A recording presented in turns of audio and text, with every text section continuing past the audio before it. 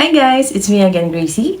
I do video tutorials, unboxing videos, and of course, my personal vlog. So, katulad nung pinangako ko nung last video tutorial ko na ipapakita ko sa inyo kung anong naging result ng application ko kay Salmon. So, kung ito ba ay approved or hindi. So, before we proceed, pasok muna natin ang intro.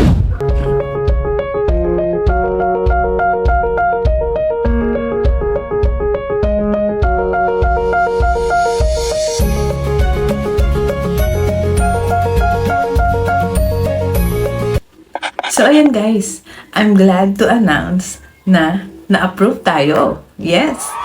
Na-approve tayo ng credit limit up to 3,000 pesos. So, ayan yung limit natin kay Salmon credit loan. Okay? 3K. So, in our next slide, papakita ko sa inyo yung video tutorial kung paano yung next step na gagawin mo kapag na-approved ka na. Meron pa siyang final check.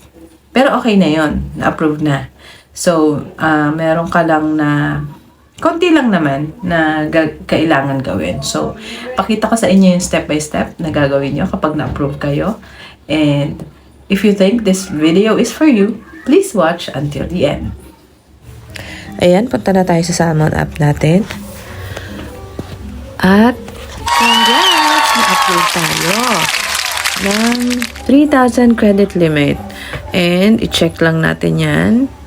Yung box. Then, sign agreement. Pero before nyo i-check yan, pwede nyo munang i-check yung kanilang terms. Ayan, nandyan. Basahin nyo muna yan. Ayan, makikita nyo dyan yung interest nila, interest rates. And pag okay na sa inyo, sign agreement, then maka-receive kayo ng OTP sa registered number nyo. Then, lagay nyo lang dyan yung OTP. Then, securing your data, naglo-loading na sila. And preparing your money and opening credit limit. Then, mag-i-email sila. Yan. Congratulations! Na-approve tayo.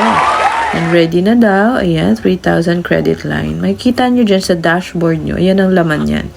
Yan ang makikita nyo sa dashboard. Then, transactions. Yung payments nyo, pag mababayad na kayo dyan, makikita yan. At 62 days, interest-free. Makikita nyo rin dyan yung billing cycles, kung kailan yung due nyo. At yung sa susunod na due.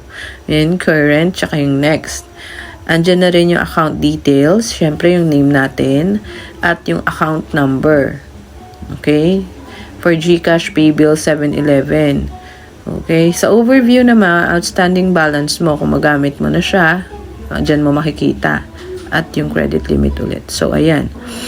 Ayan po ang laman ng ating credit line pag na-approve tayo. Okay? So, ayun guys, ganun lang po ang gagawin natin kapag tayo ay na-approve kay Salmon. So, kung may mga katanungan pa kayo na hindi ko na ipakita or nasabi dito sa video na ito, please don't hesitate to comment down below and I'll do my best to answer everything as long as it's related sa ating topic. So, disclaimer lang guys, hindi pa ako nag-work kay Salmon, hindi rin nila ako paid. I just want to share my experience sa inyo sa mga naghahanap ng ganitong tutorial. So guys, request lang po, please follow all my social media pages. And kung hindi ka pa naka-subscribe sa aking channel, please don't hesitate to like, share, and subscribe to my channel. And hit mo na rin ang notification bell nang sa ganun maging updated ka sa mga upcoming videos ko. Thank you so much for watching guys and God bless us all. Bye!